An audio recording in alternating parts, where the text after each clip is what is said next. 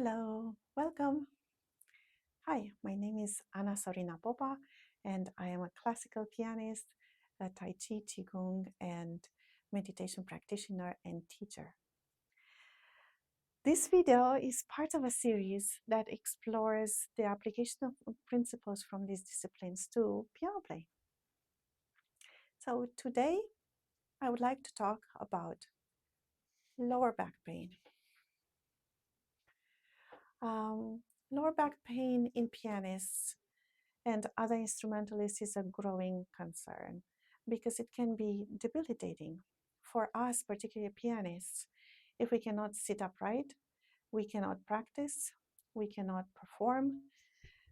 Therefore, this is a situation that is not only a threat to our health, but also to our livelihoods as well. So, because I've been hearing with increasing frequency complaints or comments from my colleagues related to the subject, I thought I would share with all of you a couple of Tai Chi preparatory exercises that help strengthen the lower back and mitigate pain. However, this is something very important for you to keep in mind. If your pain is intense or you have an injury, please go see a specialist right away and do not rely on these exercises for a cure because they cannot be applied to your particular situation in a safe way. Many times, as far as lower back pain is concerned, the reason for discomfort is triggered by two main culprits. Tight thighs, which lock the back, or the pushing of the lower spine forward. Out. In the first case of the tight thighs, it is impossible, for instance, to tighten the thighs without also affecting the lower back and pelvis. So do this with me if you wish. Put your hands on the one hand on the lower back, the other one on the thigh, and at the same time squeeze the thighs. Feel what happens. I think you can even see it on my body, how everything contracts and it will land in the lower back. And I hope you can feel the connections in your own body. If this is a pattern you recognize in you, then you can try release it by making circles with your legs. 3 in each direction. If that seems like a lot, do less. It's okay. Just listen to the body and treat it gently, very, very gently. You can do this sitting or standing. If you're gonna do it standing, and you're worried about your balance, then just hold on to something for a little while. In general, this pattern manifests in piano playing when we're really worried about power, worried about not getting enough sound, or wanting to be super, super loud. So, and at the same time, we end up contracting the lower legs and the lower body in order to kind of gear up for the bigger sound. So if that happens to be you, perhaps explore ways of making a loud sound without contracting the body. The second culprit I mentioned is the excessive pushing of the lower back forward. And that can come from the desire to sit upright, actually. It's an overcompensation. The way to approach this kind of a pattern is to first touch the area very, very gently, very, very, very gently. And get the topography of the body a little bit into your mind, into your consciousness. The movement should be very, very soft and soothing. All you're trying to do is to put your awareness into that spot. And once you've done that, see if you can just release some of the tightness that invariably you may find there.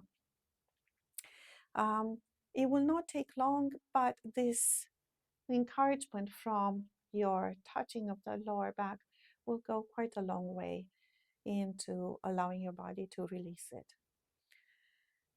The next step is to stretch the area a little bit so that the locked muscles start moving a little bit more fluidly and they do not press on the nerves. In order to do that, all you have to achieve is to roll on the hips forward for a moment and then come back up by still rolling on the same hips you used to go down. In order not to end up with a rolling forward and then an arching backwards that will actually exacerbate the problem, all you have to do is to match the speed of the bottom of the torso with the speed of the top, in other words, with the shoulder. If the bottom moves, then the top moves. The top doesn't move once the bottom has stopped. So from the profile, it looks like this.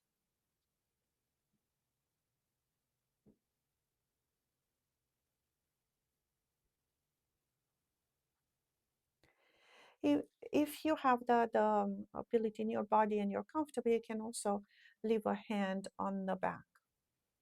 It will be quite easy for you to tell when you're starting to arch the um, spine forward and when your shoulders are going back instead of going together with the bottom of the spine and the roll of the pelvis. So do this very, very gently. Do it very softly. Maybe do a couple of repetitions, then a rest.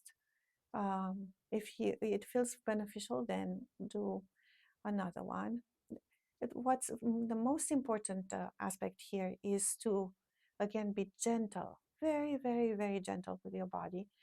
And also, as you roll on the hips, allow the tissues of the legs to also participate in that movement. In other words, do not hold on to the legs and try to move, because then you create some other imbalance in the body that will exacerbate the problem. In Tai Chi, especially at the beginning, small is also better than big. And smaller than you think you have to is even better than just small. So keep this in mind when you try these exercises, if you choose to do them. Make them small, gentle, and comfortable. If you become uncomfortable on your way down, change direction and come back up. If you feel resistance in your body, like it's trying to fight or it doesn't want to go in one direction or another, then change the plane, change the direction. Do not fight or do not override that sense of resistance, because then there is a reason there.